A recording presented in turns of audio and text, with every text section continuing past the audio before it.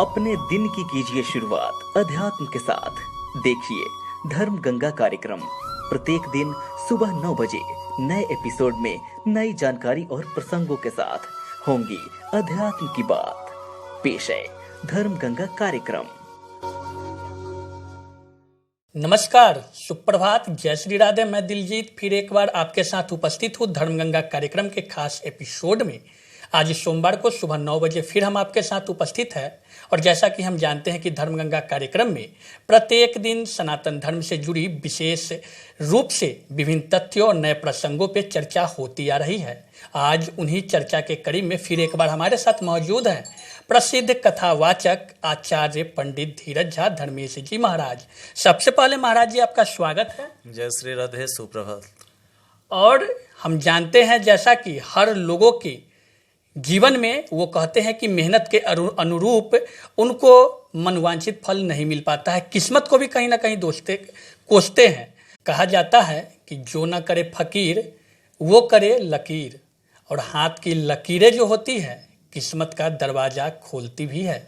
आज उन्हीं तथ्यों को लेकर हम महाराज जी से चर्चा करेंगे हस्तरेखा से जुड़ी उन लकीरों के विषय में कि आखिर हस्तरेखा में लकीरों की क्या महत्वता है और क्या उपयोगिता है। सबसे पहले महाराज जी प्रश्न है मेरा कि आखिर हस्तरेखा क्या होती है? हस्तरेखा क्या होती है? ज्योतिष हस्तरेखा के बिना अपूर्ण माना जाता है। ज्योतिष का एक मुख्य अंग हस्तरेखा है। गोस्वामी तुलसीदास जी ने भी रामचरितमानस में कहा है, कर्म प्रधान विश्व करी राखा, जो जस कर ईसो तस फल चाखा। सभी लोग कहते हैं जो कर्म ही श्रेष्ठ पूजा है।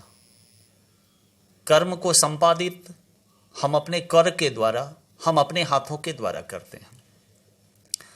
84 लाख योनि में जो हम भ्रमण किए, यह मनुष्य की योनि उस 84 लाख योनि में किए गए कर्मों के फल को प्राप्त करने की योनि है। हस्तरेखा के अंदर, हमारे हाथ के अंदर भूत भविष्य वर्तमान तीनों काल समाहित है। जो ज्योतिष के ज्ञाता है, हस्तरेखा के ज्ञाता है, भूगर्भ शास्त्र के ज्ञाता है, उन लोग हाथ की रेखाओं को बारीकी से अध्ययन कर, सूक्ष्मता से अध्ययन कर, आपके पिछले जन्म की कथा, इस जन्म का विषय और आने वाले भविष्य के अच्छे बुरे फलाफल घटनाओं के बारे में सूक्ष्मता पूर्वक बताते हैं।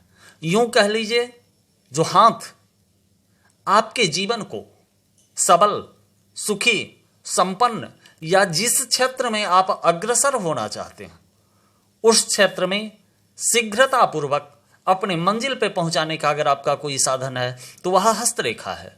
आपके जीवन में अशुभ घटना अगर घटने वाली है और हस्तरेखा के द्वारा उस अशुभ घटना का पहले ज्ञात होने के पश्चात इंसान अपने कर्मों में सुधार कर अपने जीवन को सुखमय बना सकता है, यही हस्तरेखा है। हस्तरेखा में बहुत सारे दिव्य गोपनीय रहस्य छिपे हैं।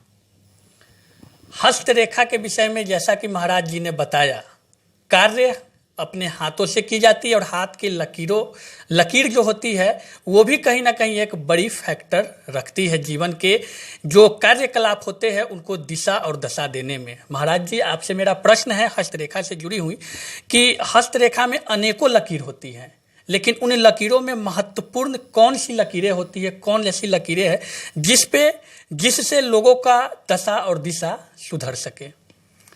जैसे शरीर के निर्माण में, शरीर के अंगों में बहुत सारा अंग है। कभी कभी लगता है किसी अंग की हमें आवश्यकता नहीं है। जैसे ये शरीर में रोए हैं, इसकी कोई आवश्यकता नहीं है, या क्यों है, या नहीं होता, क्लीन होता तो अच्छा होता। परंतु ये रोए के अंदर छिद्र है, उस छिद्र के तहत शरीर की जो गंदगी है बाहर निकलती है और बाहर से शुद्ध हवा शरीर अंदर लेती है और शरीर को जीवंत बनाती है। वैसे ही हस्तरेखा में जितनी भी रेखाएं हैं सभी कोई ना कोई अच्छे बुरे घटनाओं का संकेत देती है। परंतु हस्तरेखा में जो मुख्य विषय है, सबसे पहले हाथों का आकार होता है। उस हस्तरेखा के आकार के आधार पर आगे के चर्चा में हम हस्तरेखा के आकारों पे विस्तृत चर्चा करेंगे, जो किस तरह के हाथों का आकार होता है। उसके बाद हाथ की उंगलियां होती है। किसी किसी हाथों में आप देखते हैं जो 5 के जगह पे 4 उंगलियां होती है। किसी किसी हाथों में आप देखते हैं जो 6 उंगलियां होती है। उंगलियों का भी बहुत प्रभाव है। उसके पश्चात हाथों में ग्रह का पर्वत बना होता है, जैसे सूर्य पर्वत, शनि पर्वत, मंगल पर्वत 2 भागों में होता है। मंगल पर्वत, चंद्र पर्वत, राहु और केतु आंशिक ग्रह है। उसका हाथों के अंदर आयु रेखा, हृदय रेखा यानी बीच हथेली के और मणिबंध के बीच में राहु और केतु का स्थान होता है। बुध पर्वत होता है, शुक्र पर्वत होता है। तत्पश्चात हाथों की जो मुख्य रेखाएं हैं, जैसे आयु रेखा हमारे आयु के बारे में हमें संकेत देती है। भाग्य रेखा हमारी आज की अवस्था कैसी है, वर्तमान अवस्था कैसी रहेगी और भविष्य में आने वाली अवस्थाएं कैसी रहेगी, ये भाग्य रेखाएं बताती है।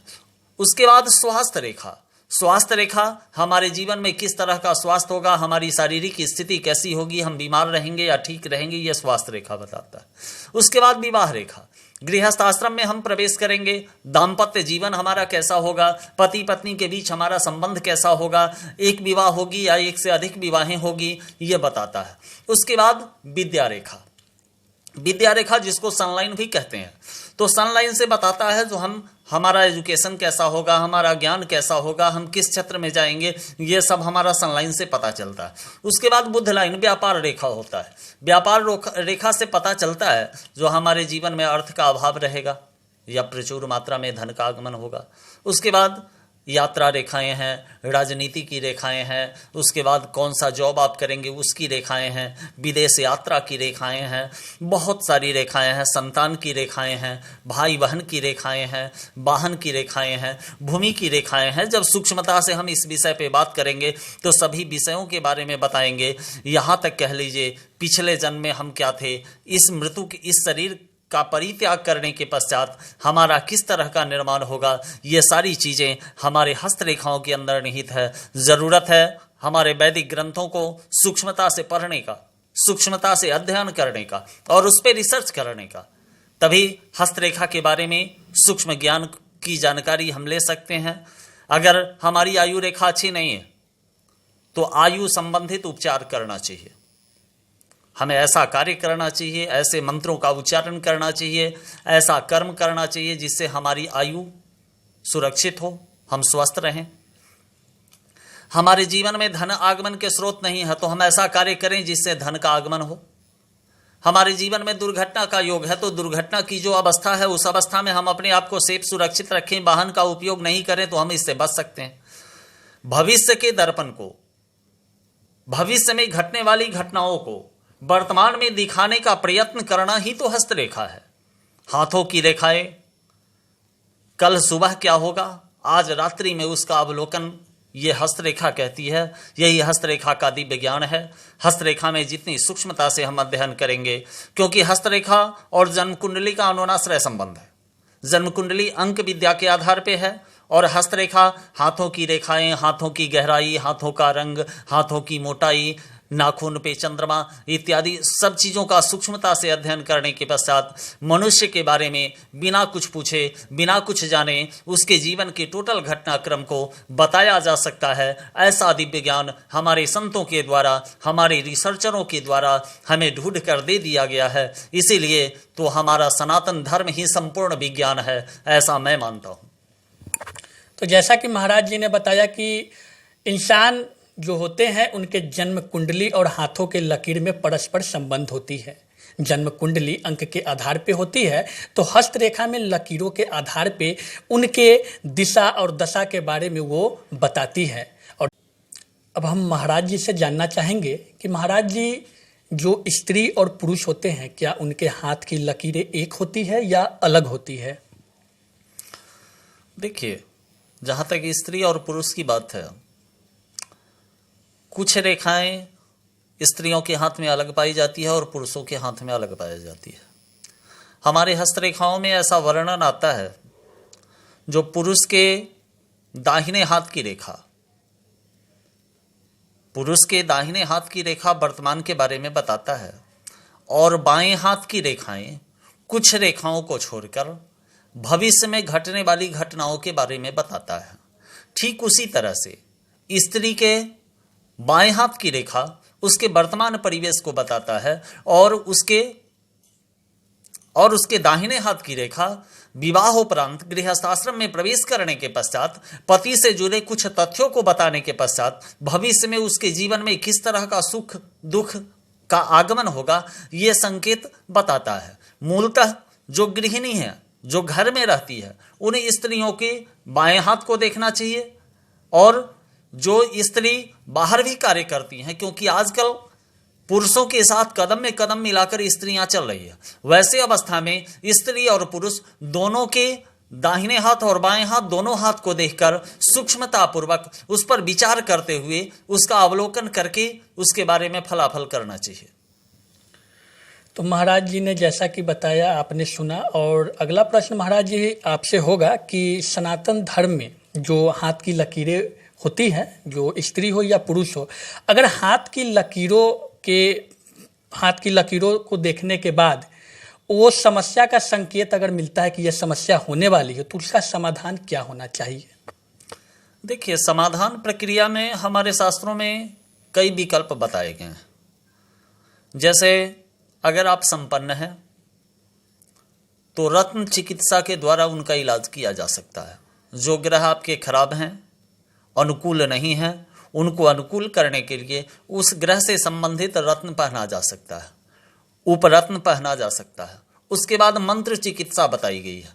जो ग्रह आपके विपरीत अवस्था में चल रहे हैं, मान लीजिए आपके हस्तरेखा में आपको अल्पायु बताया गया है, तो उसके लिए हमारे वेदों के अंदर, शिव पुराण के अंदर, डामर तंत्र के अंदर महामृत्युंजय मंत्र बताया गया है। शुक्रोपासित मृत संजीवनी महाविद्या बताई गई है। उसका जप करने के पश्चात उनके अल्पायु के दोष को समन किया जा सकता है। उसके बाद हमारे यहाँ वनस्पति चिकित्सा बताई गई है। जो ग्रह आपका अनुकूल नहीं हो, उसके लिए उस ग्रह के जड़ को, उस ग्रह के डाली को, पत्ती को उस तिथि मुहूर्त के अनुरूप मंत्र के द्वारा अभिमंत्रित कर उसको धारण किया जा सकता है। उसके बाद रंगों का प्रभाव होता है। जैसा ग्रह, जो ग्रह आपका अनुकूल नहीं है, उसके हिसाब से उस तिथि को, उस बार को अगर उस रंग का आप उपयोग करते हैं तो आपके ग्रह अनुकूल होंगे। उसके बाद हमारे यहाँ दान की प्रक्रिया बताई गई है। वैसे वस्तुओं को ऐसा नहीं है जो ब्राह्मण को ही दान करें, आप किसी को कर सकते हैं। कोई लाचार, कोई गरीब, कोई बेसहारा है, उसको भी अगर वह वस्तु, जैसे शनि आपका अनुकूल नहीं है तो शनिवार के दिन काले रंग का वस्तु किसी गरीब को भी आप दान करेंगे तो शनि आपका अनुकूल होगा। पीपल की वृक्ष को अगर आप लगाते हैं, उसमें जल डालते हैं, तो आपका वह ग्रह अनुकूल होगा। इस तरह से हमारे ग्रंथों में, हमारे ज्योतिष शास्त्र में, हमारे हस्तरेखा शास्त्र में बहुत सारी उपाय का स्तंभ दिया गया है। आगे सूक्ष्मता से हम सभी इस पर प्रकाश डालेंगे।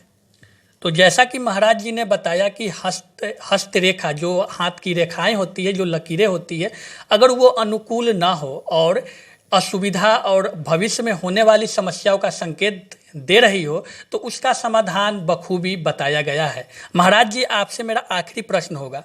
ऐसा माना जाता है, कहा जाता है कि हाथ की लकीरें बदलती भी है, इस पे क्या कुछ आप कहेंगे? हाथ की रेखाएं, कुछ रेखाएं नहीं बदलती है, बाकी रेखाएं एक निश्चित अच्छे बुरे घटना को पूर्ण करने के पश्चात वह रेखाएं गुप्त होती हुई हाथों के अंदर पाई गई है।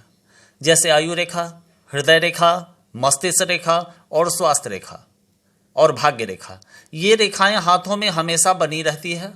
कभी ये हल्का होता है, कभी ये डीप होता है, जैसा समय आता है उसके अनुरूप होता है।